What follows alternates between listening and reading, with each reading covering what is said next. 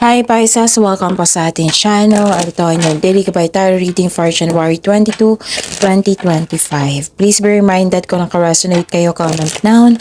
Kung hindi kayo naka-resonate, ibigay niyo po sa iba kasi channel reading po ito. This is for you Pisces ngayong January 22, 2025.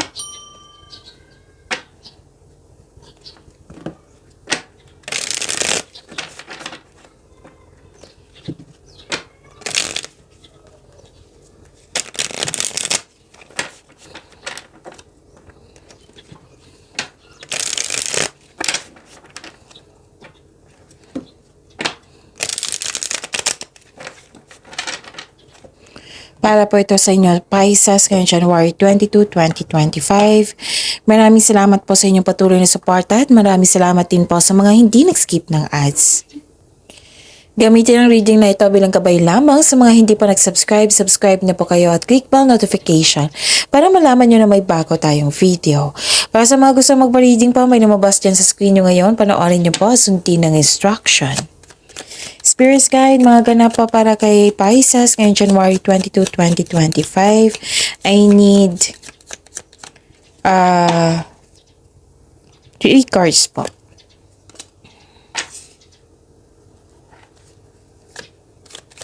Para po kay Pisces.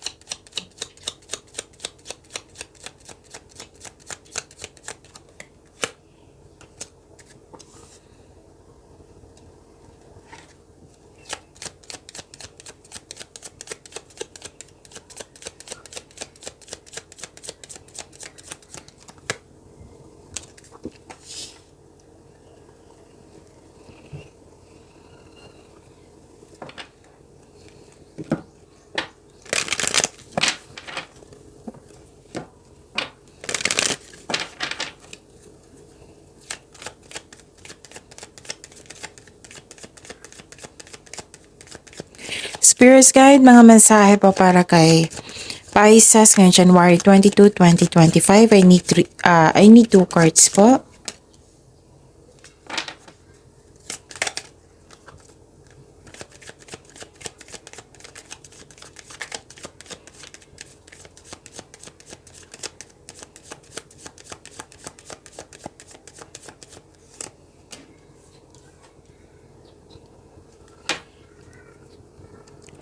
Pisces, ngayon January 22, 2025.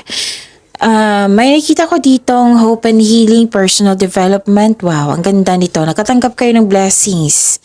Okay, nakatanggap kayo ng blessings and marami kayong ideas na iisip ngayon at bibigyan mo siya ng action.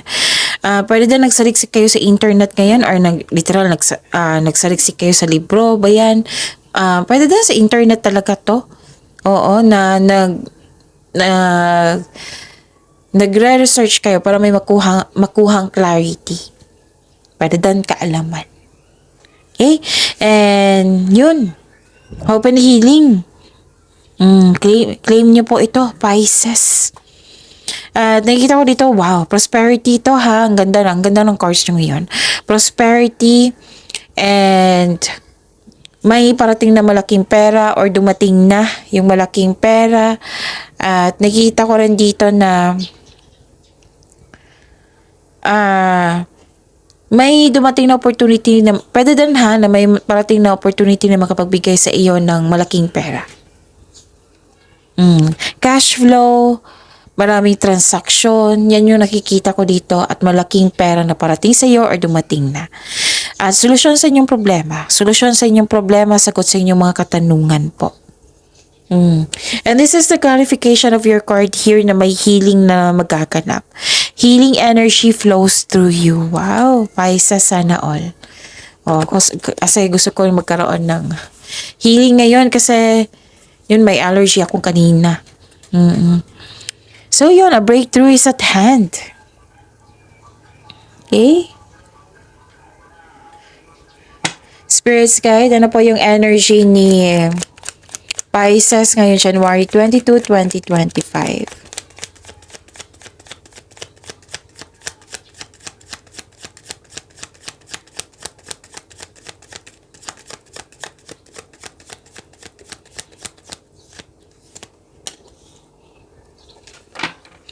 And the clarification of this card po.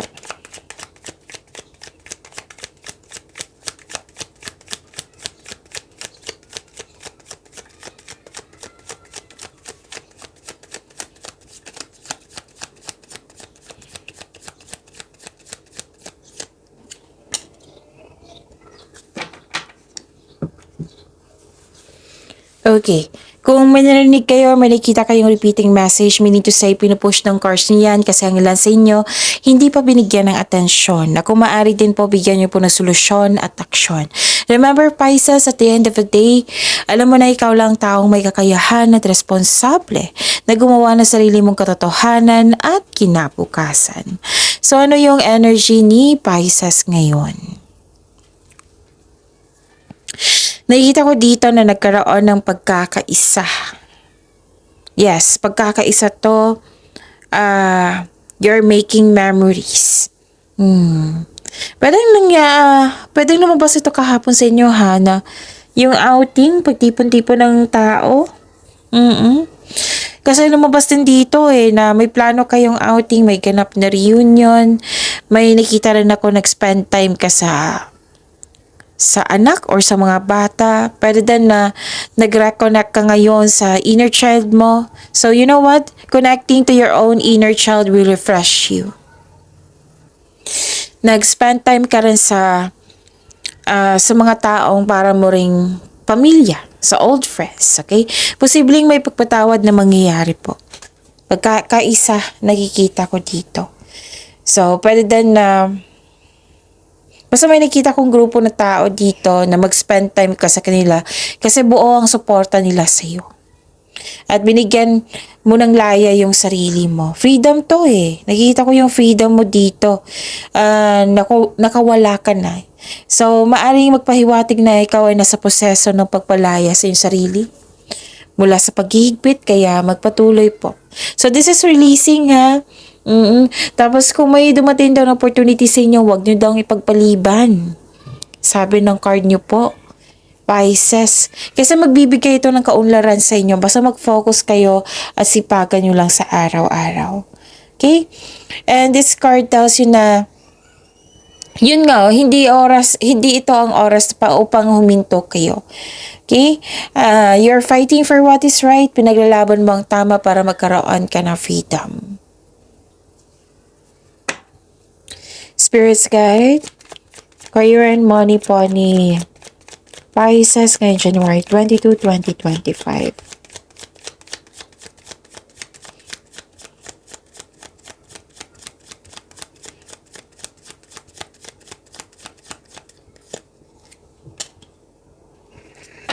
And the clarification of this card po.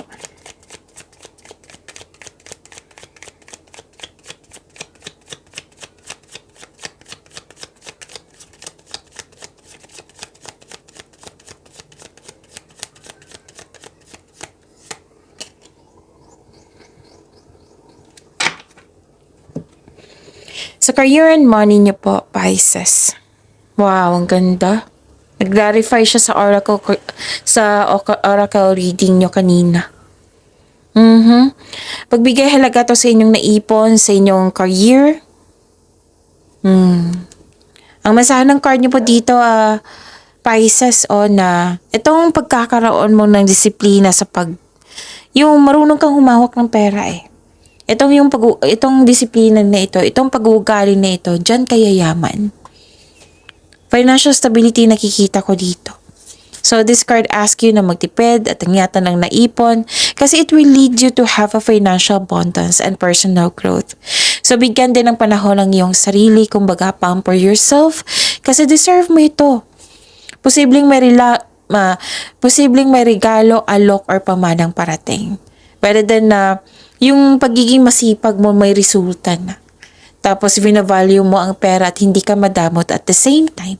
Nakikita ko dito na most of you na nagtrabaho sa abroad or may balak kayong mag-abroad or bumalik sa abroad. And conservative kayo sa money at investment. Gusto mo magkaroon ng financial security kaya mas focus kayo ngayon sa trabaho at focus din kayo sa pag-iipon. So, tandaan nyo yan ha, magkakaroon siya ng financial abundance and personal growth nang dahil sa inyong pag-uugali na marunong maghawak ng money, pag-iingat sa naipon, marunong magtipid. Financial stability, nakikita ko dito. You're building stability, you're conserving resources. Committed ka, ganon. Committed ka sa inyong trabaho, committed ka na sa pag-iipon. Sana all. Okay?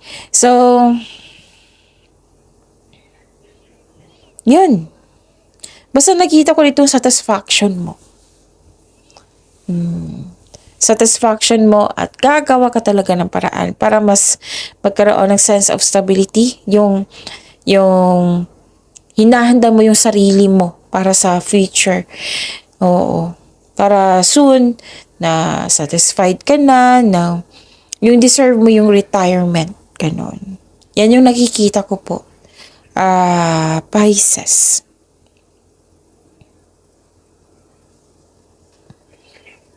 Okay? May nakita ko ditong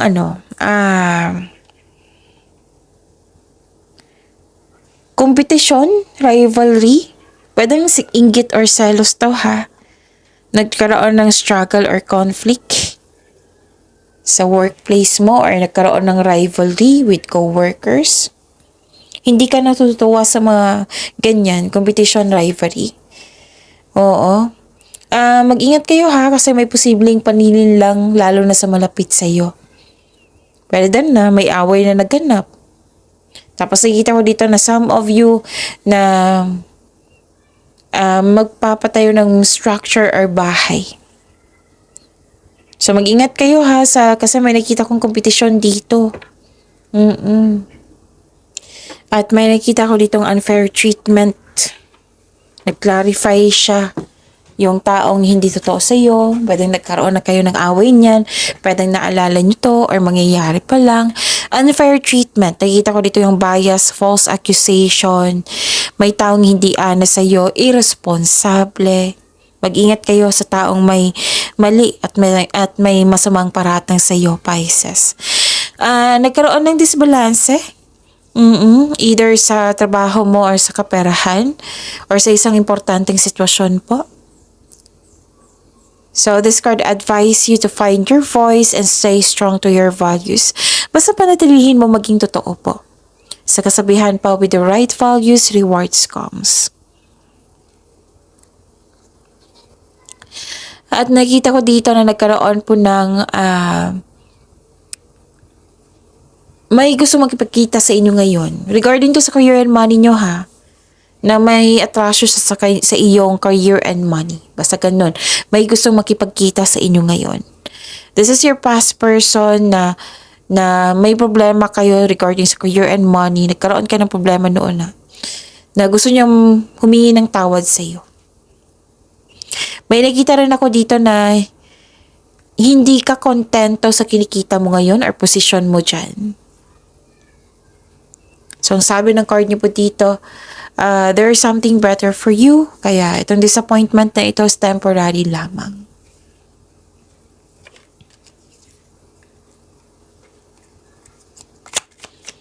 Spirit's Guide, mga mensahe pa para kay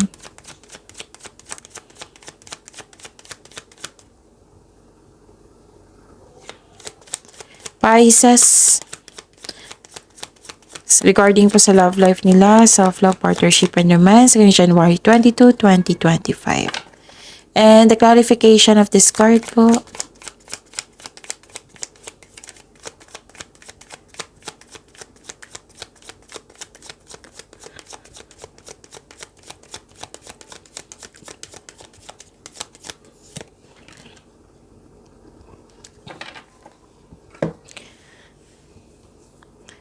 Maraming salamat po sa patuloy na tiwala at suporta sa ating channel. At maraming salamat din po sa mga hindi nag-skip ng ads. Nagbigay ka ng pasensya dito. Mahabang pasensya mo. May future plan, may plano dito na regarding sa future. May choices and future plan. May ilan sa inyo kakapasok lang ng relasyon.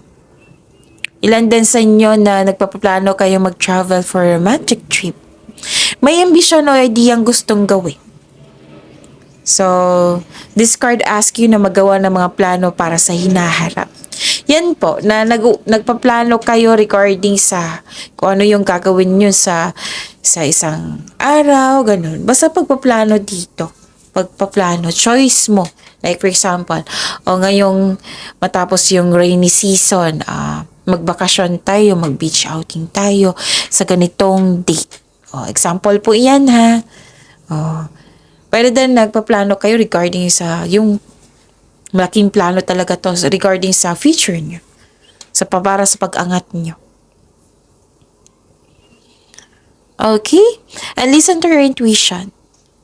Kasi it will guide you sa isang malaking desisyon. Okay?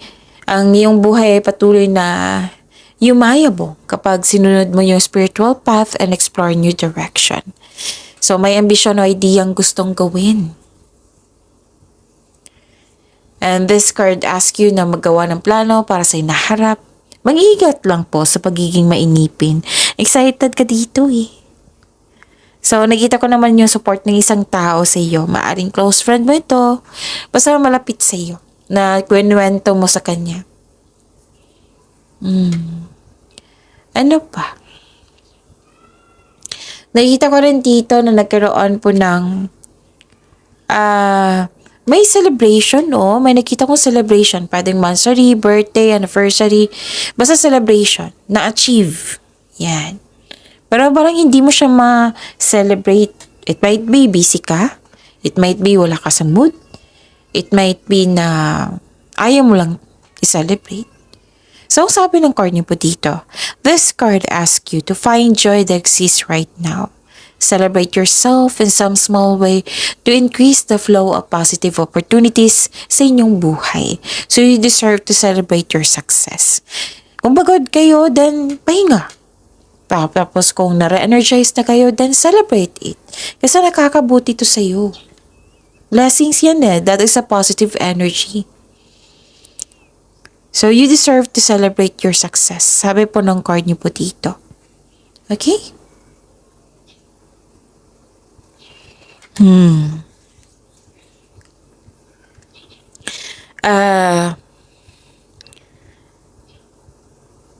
So, may conflict. May nakita ko ditong anxiety, pag-alala. Kasi may conflict. Conflict of schedule or conflict, hindi kayo nagkasundo, ganun. Basta conflict nakikita ko dito. And this card tells you na communication is the key. Maaaring magawa kayo ng move or schedule para mag-usap kayo ng mahinahon. And stop overthinking. Sabi po ng card dito, stop overthinking kasi nakaka-drain yan ng energy. Paalala lang po. Okay? Huwag niyo pahirapan yung sarili niyo. Tulungan niyo po yung sarili niyo. Kung gusto niyo magkausap, then go ahead. Kung wala kayong trust sa ibang tao, then, mag-journal kayo or mag-diary. Para isulat mo ang iyong mga naisip, nasa isip upang sa gayon maalis ito at maalis ito sa inyong isipan at mapunta sa isang pahina. Masuri mo din yan kung bakit ka nagkaganyan. May solusyon dyan, may sagot dyan. So this card tells you to make change. Itong pangyayaring ito pansamantala lamang, lilipas din po ito. Okay? At nakikita ko rin dito na nagkaroon po ng malakas sa inyong intuition. Wow. Makinig po daw kayo sa inyong intuition. Kasi dalawang card na po nagsabi dito, naghahanap ka ng sagot sa inyong mga katanungan. So, listen to your intuition. Kung meron kang emotional intelligence, so this will lead you to the answers you need about your romantic urges. So, sa mga single man dito, sa mga relasyon sa buhay mag-asawa, the advice is trust your feelings instead of overthinking or overanalyzing. See? So, stop overthinking kasi hindi yan nakakabuti sa iyo, Pisces. At nakita ko rin dito na nagkaroon po ng moving forward. Wow, this is healing. Embarking on a healing journey. Nag-decide ka na mag-move on mula sa mapanakit na pangyayari. Posible din na may nagpasya dito ng magbukod or mag-live-in or magbuo ng pamilya. So, payamanin niyo po yung blessings sa binigay sa inyo, Pisces. See you tomorrow. Please like, subscribe, and click the button for notification para updated po kayo sa daily tarot reading natin. Maraming salamat po.